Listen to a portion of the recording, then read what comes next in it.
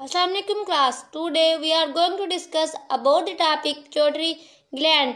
ये first endocrine gland है और ये प्रेजेंट होता है हमारे ब्रेन में हाइपोथैलेमस के नीचे या फिर हाइपोथैलेमस के साथ अटैच होता है। ये बहुत अहम ग्लैंड है। इसकी शेप पी शेप की तरह होती है, यानी कि ये मटर के दाने जितना होता है। इसका साइज और शेप मटर के दाने की तरह होता है। It is master gland of our body. ये हमारी बॉडी का मास्टर ग्लैंड है। इसके अंदर कई हार्मोन्स होते हैं जिन्हें ट्रॉफिक हार्मोन्स कहते हैं और दूसरे एंडोक्राइन ग्लैंड की सेक्रेशन पर असर अंदाज होता है, यानी कि ये दो तरह के हार्मोन्स रिलीज करता है। एक जो कि ट्रॉफिक हार्मोन या फिर जिन्हें हम सिग्नल हार्मोन्स का भी नाम देते हैं, और दूसरे कुछ ऐसे हार्मोन्स रिलीज करता है कि वो दूसरे एंडोक्राइन ग्लैंड पर इफेक्ट करते हैं, यानी कि दूसरे एंडोक्राइन ग्लैंड को एक्टिव करेंगे। अगर हम ट्रॉफिक हार्मोन्स की बात करें तो ये ऐसी सेक्रेशंस प्रोड्यूस करते हैं कि जो कंट्रोल करते हैं secretion of all the other endocrine gland, जैसा कि थायराइड ग्लैंड। दूसरी जानब ऐसे हार्मोन्स भी सेक्रेट करते हैं जो कि डायरेक्ट जाके हमारी बॉडी टिश्यू या फिर सेल्स पर काम करते हैं, जो कि डायरेक्ट या इनडायरेक्ट दोनों तरीक़ों से हमारी बॉडी पर होल्ड करता है। यानी कि डायरेक्ट मीन कि जो कि हार्मोन रिलीज़ करते हैं जो डायरेक्ट काम करते हैं, और इनडायरेक्ट कैसे ये सेक्रेशन का प्रोड्यूस करते हैं जो कि डिफरेंट एंडोक्राइन ग्लैंड पर इफ़ेक्ट करते हैं। अगर हम इसके स्ट्रक्चर की बात करें तो इसके दो लूब्स हैं, एक सामने वाला हिस्सा और एक पीछे वाला हिस्सा। सामने वाले हिस्से को हम नाम देते हैं इंटीरियर लूब का और पीछे वाले हिस्से को हम नाम देते हैं पोस्टीरियर लूब का। इन दोनों लूब्स में डिफरेंट तरह के हार्मोन्स रिलीज होते हैं। अगर हम इंटीरियर लूब की बात करें तो इसमें TSH हार्मोन और सोमैटोट्रोपिन हार्मोन्स रिलीज होते हैं, और अगर हम पोस्टीरियर लूब की बात करें तो इसमें वैसोप्रेसिन और ऑक्सीटोसिन हार्मोन्स रिलीज होते हैं। अब हम इन दोनों लूब्स को वन बाय वन करके डिस्कस करते हैं। पहले हम डिस्कस करते हैं इंटीरियर लूब को। TSH hormone mean thyroid stimulating hormone. ये हम हार्मोन थायराइड ग्लैंड को जाकर स्टिमुलेट करते हैं, यानी कि फॉलिकल स्टिमुलेट हार्मोन है। फॉलिकल्स जिसमें हमारे पास ओवरीज में सेल्स बनते थे, यानी कि ये गुनेड्स को कंट्रोल करवा रहे हैं। और इसके अलावा ACTH hormone, adrenocortic hormone, adrenal glands भी इसमें रिलीज होते हैं। अगर हम बात करें सोमैटोट्रोपिन हार्मोन तो ये हमारे पास ग्रोथ हार्मोन है।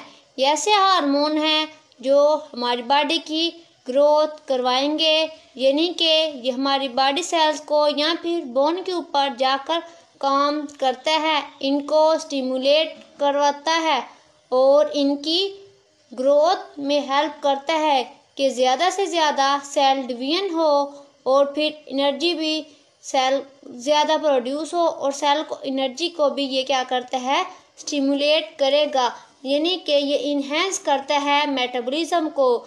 Metabolism mean breakdown of molecule, ताकि सेल के अंदर मेटाबॉलिक एक्टिविटीज़ ज़्यादा हों, मेटाबॉलिज्म बढ़े और इसकी एक्टिविटीज़ भी बढ़ जाए। जब मेटाबॉलिज्म की एक्टिविटीज़ बढ़ जाएंगी तो सेल डिवीजन भी बढ़ जाएगी और इनके तमाम फंक्शन को भी ये बढ़ा देता है।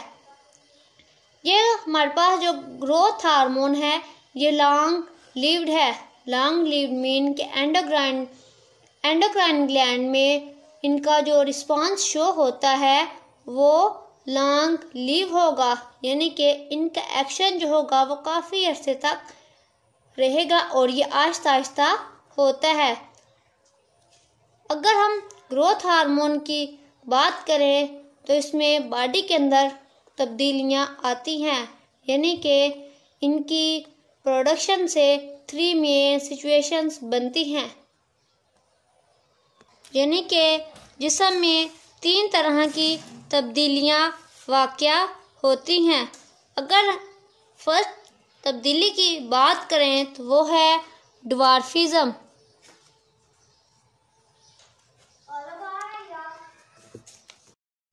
फर्स्ट कंडीशन की या सिचुएशन की बात करें तो वो हमारे पास है ड्वार्फिज़म।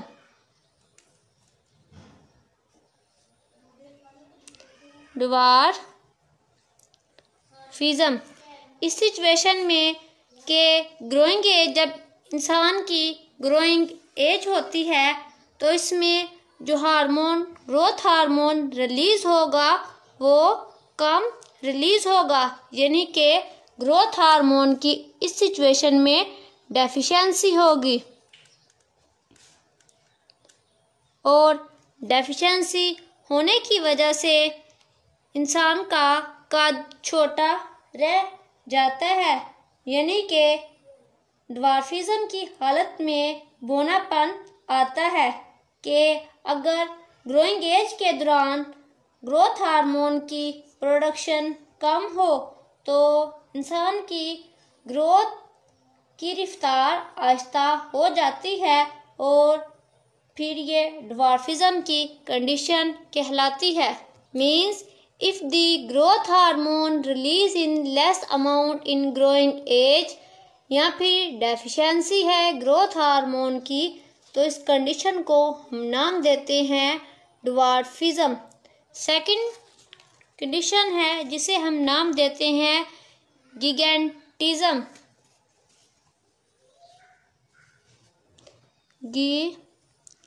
गिगेंटिज़म ये ऐसी कंडीशन है कि if the growth hormone release excessively during growing age, कि अगर ग्रोइंग एज के दौरान इस हार्मोन की सिक्रीशन ज़्यादा हो जाए, हद से ज़्यादा हो जाए, तो इसके नतीजे में इंसान का कद वगैरह लंबा हो जाता है और सम टाइम इसका वेट भी ज़्यादा हो जाता है, यानी कि हार्मोन की ज़्यादा प्रोडक्शन भी इंसान के लिए फ़ायदेमंद नहीं है, जिसके नतीजे में गिगेंटिज़म होता है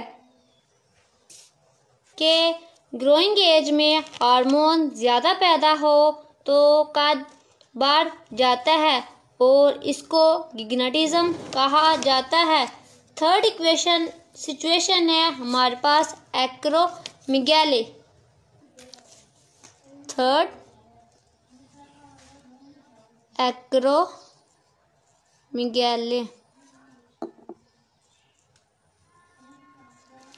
If the growth hormone release excessively after the growing age, कि अगर ग्रोइंग एज के बाद हार्मोन काफ़ी ज़्यादा मिकदार में रिलीज़ हो तो उस कंडीशन को हम नाम देते हैं एक्रोमेगाली। इस सिचुएशन में होता यह है कि अगर नौशुनमा के बाद सोमेटोट्रोपिन हार्मोन ज़रूरत से ज़ायद बने तो सिर्फ अंदरूनी ऑर्गन्स और जिस्म के किनारे वाले हिस्से ही बड़े हो जाते हैं। इस हालत को हम नाम देते हैं एक्रोमेगाली, यानी कि इंसान की फेशियल बोन्स जो होंगी वो बड़ी हो जाएंगी, फिंगर्स की बोन बड़ी हो जाएंगी और इसके अलावा हाथ पाँव बड़े हो जाएंगे, पाँव की हड्डियाँ चौड़ी हो जाती हैं और जबड़े की भी हड्डियाँ यानी कि फेशियल बोन भी बड़ी हो जाती हैं। सोमेटोट्रोपिक हार्मोन में हमने 3 सिचुएशन डिस्कस की हैं। फर्स्ट ड्वार्फिज़म, सेकंड गिगेंटिज़म और थर्ड एक्रोमेगाली। ड्वार्फिज़म में अगर सोमेटिक हार्मोन की डेफिशिएंसी हो तो फिर इंसान का कद छोटा रह जाता है। और गिग्नेटिज्म में ग्रोइंग एज के दौरान हार्मोन का ज़्यादा बढ़ जाना भी फ़ायदेमंद नहीं है। और एक्रोमीगैली में क्या होता है, हार्मोन ज़्यादा होता है और ये काफ़ी ज़्यादा मीन के एक्सेसिव प्रोडक्शन होती है हार्मोन की। कब, आफ्टर ग्रोइंग एज। और गिग्नेटिज्म में भी हार्मोन की प्रोडक्शन हाई होती है, लेकिन कब होती है, during growing as.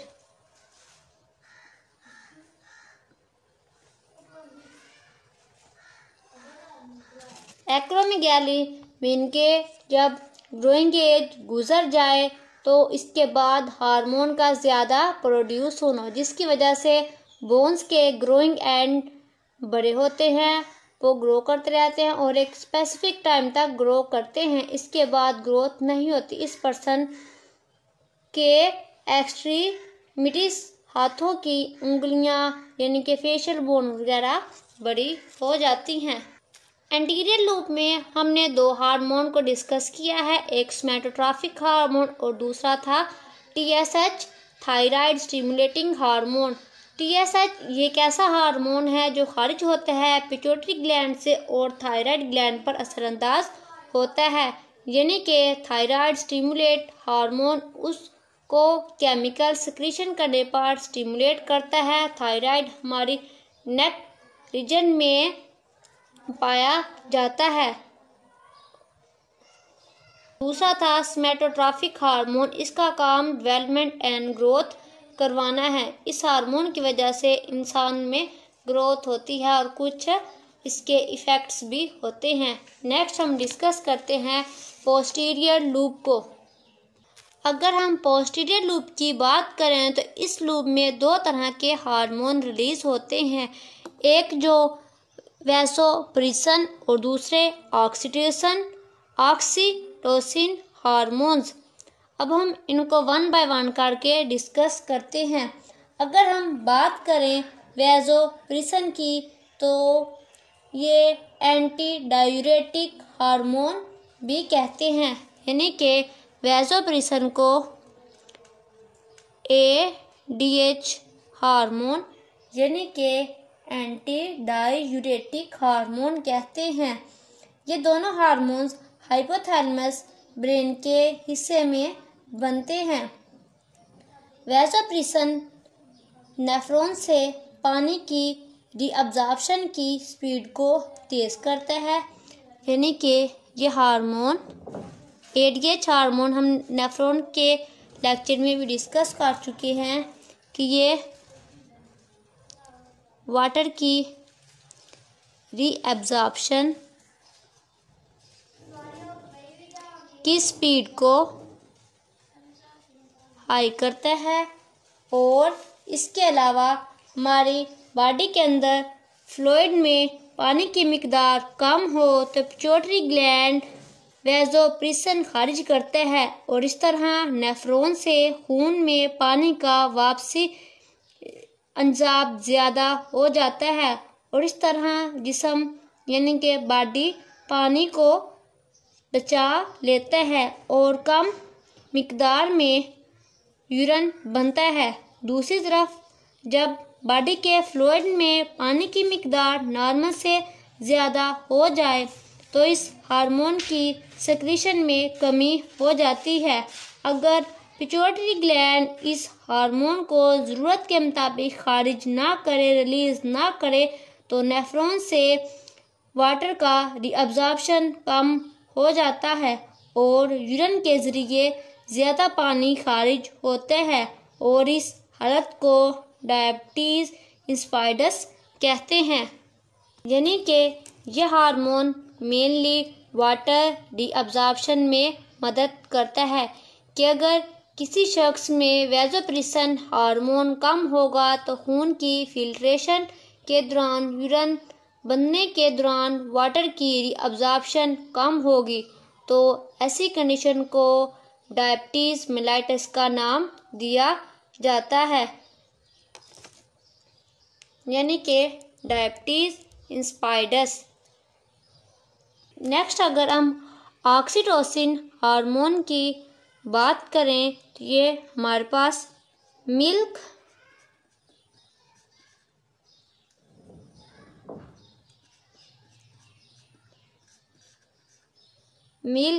Injection hormone है,